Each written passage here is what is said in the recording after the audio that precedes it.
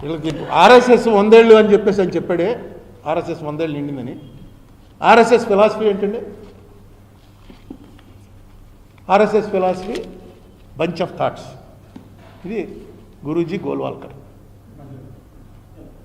గురూజీ గోల్వాల్కర్ రాసినటువంటి ఇంగ్లీష్లో ట్రాన్స్లేట్ చేశారు, బంచ్ ఆఫ్ థాట్స్.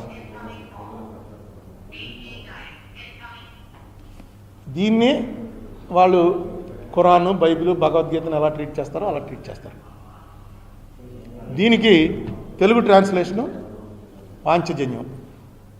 ఇది కూడా రిలీజ్ అయింది 72లో 73లో వచ్చింది.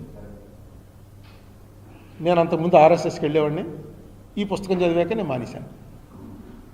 ఈ పుస్తకంలో ఎందుకంటే ఆయన ఏమి తప్పుగా ఏమి రాయలేదు, ఆయన ఆలోచనలు రాశాడు. ఆయన ఆలోచనలు ఈ దేశాన్ని సూట్ కావు అనేది ముఖ్యంగా ఏంటంటే ఆయన ఆలోచనలు ఈ దేశాన్ని సూట్ కావు అనుకున్నది. ఈ దేశంలో దేశద్రోహులు ఎవరు